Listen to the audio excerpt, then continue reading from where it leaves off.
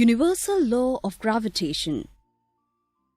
Know that the rings of Saturn, which appear so solid, are not really rings at all. They consist of countless chunks of ice and rocks, ranging in size from enormously large to tiny grains of sand, each circling the planet in its own individual orbit. The force that created and preserved the rings is the same force that binds us to the Earth's surface, that is, gravitation.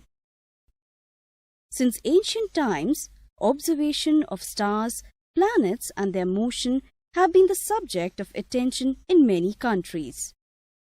The biggest milestone in this endeavor was the discovery of universal law of gravitation by Newton in 1686.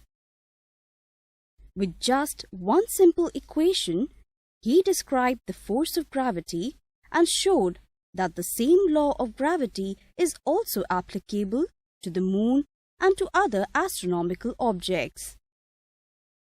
Newton also determined the orbits of planets, moons and comets. About 2000 years ago, Greek philosopher Ptolemy proposed geocentric model, according to which all celestial bodies, including the stars, the sun and the planets, revolved in circular orbits, and the Earth was at the center. In 1543, a Polish monk, Nicholas Copernicus, proposed a different model, according to which all the planets moved in circles with the sun at the center. That is known as heliocentric model. However, a more elegant model in which the sun was at the center around which all planets revolved was already mentioned by Aryabhatta in the 5th century AD. German mathematician and astronomer Johannes Kepler formulated 3 laws of planetary motion, also known as Kepler's law of planetary motion. He realized that Copernicus' concept of circular orbits about the sun had to be abandoned. To Kepler's first law of planetary motion, planets move around the sun in the elliptical orbits, that is, flattened circles with the sun at one of its focus. This is also known as law of orbits. According to his second law of planetary motion, also known as law of areas, line connecting the sun to a planet sweeps equal areas in equal times. If A1 is the area swept by a planet in a given period of time near one focus, and A2 is the area swept by the planet in the same period of time near another focus, then the planet swept equal areas. The importance of Kepler's second law is that though the orbit is symmetric, but the motion is not. A planet speeds up when it is approaching the sun, gets its greatest velocity when passing closest to the sun, and speeds down when it is moving away from the sun, and gets its lowest velocity when passing at the farthest point from the sun.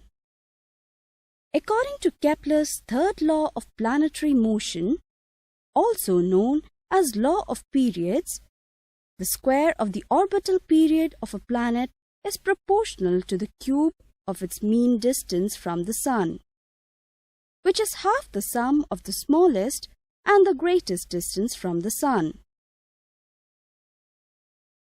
It has been said that Newton was struck on the head by a falling apple while sleeping under a tree.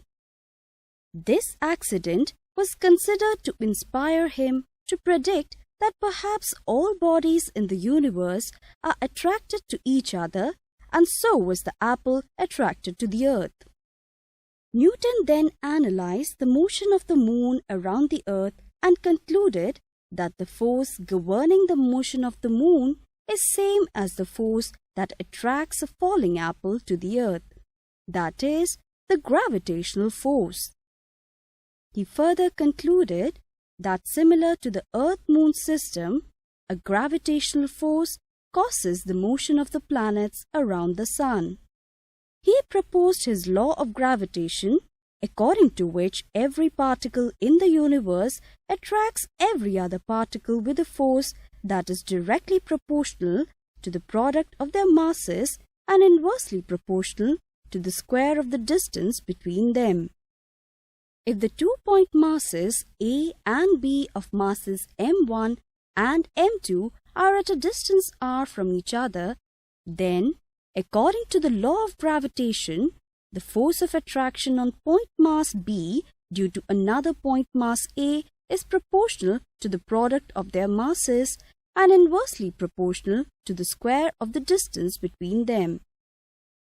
Hence, the magnitude of the force is proportional to the product of the two masses upon the square of the distance between them, or the magnitude of the force is equal to g times the product of the two masses upon the square of the distance between them, where g is the proportionality constant known as universal gravitational constant.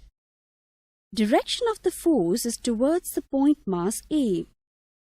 The force law given by Newton is often referred to as inverse square law because the magnitude of the force varies as the inverse square of the separation of the point masses. The same can be verified by varying the separation between the two masses.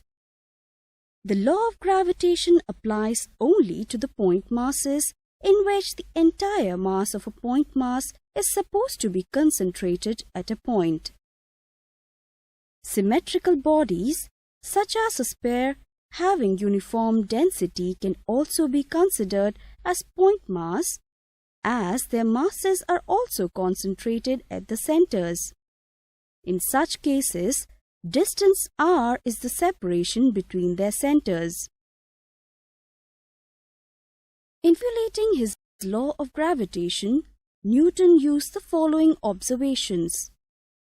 For the circular motion of an object, a net force, that is, the centripetal force, had to be acting on the object because, without such a force, it would move in a straight line path rather than in a circular path. For example, if we tie a stone at the end of a string and whirl it around a circle as the stone moves, direction of its velocity changes continuously. That indicates it has acceleration. According to Newton's second law of motion, a force is the cause of an accelerated motion. Since the string can only pull the stone, therefore, the force exerted by the string is towards the center of the circle. And if we leave the string, it will become loose. It will no longer pull the stone, and the stone will move away along a tangent to the circular path. The pulling force required to move an object in a circular path is also called the centripetal force, and the corresponding acceleration is called centripetal acceleration. If an object of mass m moves with a uniform speed v along a circular path of radius r, then its centripetal acceleration can be measured as v square upon r, thereby its centripetal force can be measured as mv square upon r. It moves around the Sun in an elliptical orbit, but in most of the cases it is very close to the circle. Therefore, Newton considered the orbit to be circular and measured the centripetal force, that is, the gravitational force that the Sun exerts on a planet when the planet moves around it. By knowing the total distance covered by the planet around the Sun, that is, the circumference of its orbit and its orbital time period, orbital velocity of the planet can be measured as 2 pi r upon t.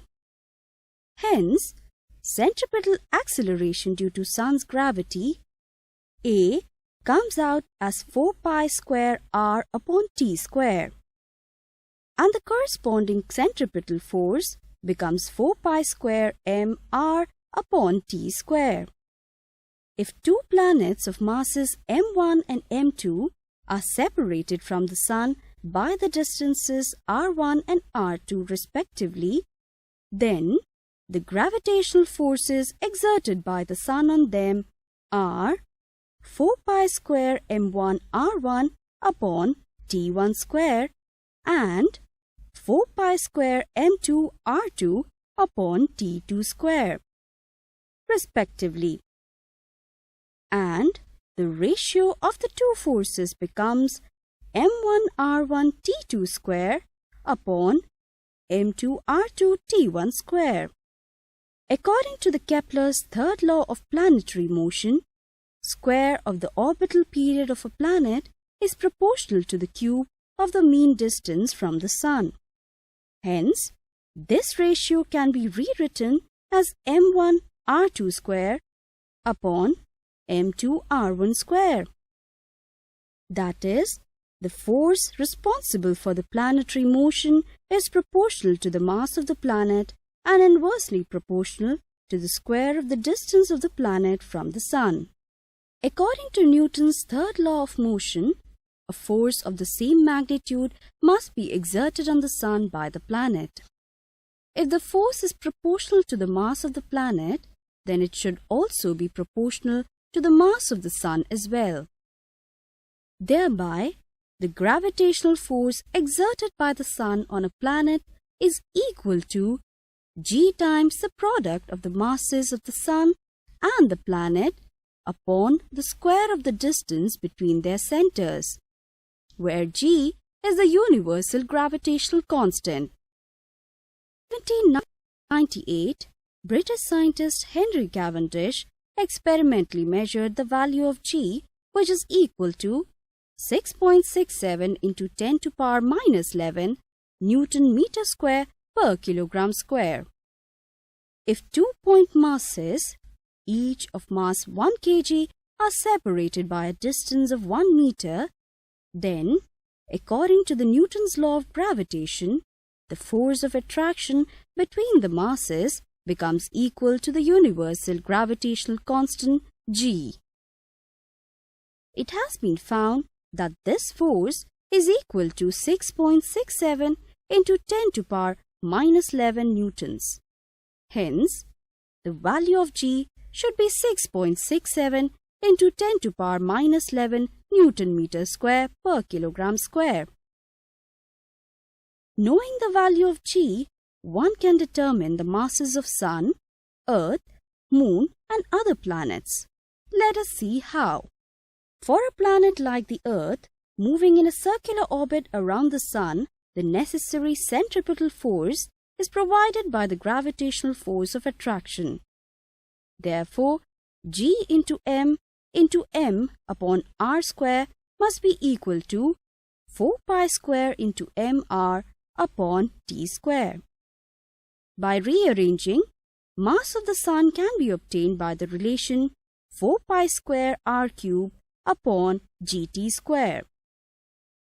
By substituting the values of g, orbital time period of the Earth and the mean Sun-Earth distance, we can measure the mass of the Sun. That comes out to be 1.98 into 10 to the power 30 kg. In the similar way, by knowing the orbital period of the Moon and the mean Earth-Moon distance, one can find the mass of the Earth. Let us measure the force of attraction between Earth and a stone of mass 2 kg placed on the Earth's surface. Force of attraction between the Earth and the stone can be obtained by substituting the values of g, mass of the Earth, mass of the stone, and the distance of the stone from the Earth's center, that is, the radius of the Earth in the given relation. The gravitational force comes out to be 19.6 newtons. On the other hand, if the two masses each of mass 2 kg are separated by a distance of 1 meter, then the force of gravitation between them comes out to be 2.7 into 10 to the power minus 10 newtons, which is very, very small as compared to the force exerted by the Earth. Today, Newton's law of gravitation is used to determine the orbits that take spacecrafts from the Earth to various destinations within our solar system and beyond. In addition, law allows us to calculate with pinpoint accuracy of the time of solar eclipses and other astronomical events.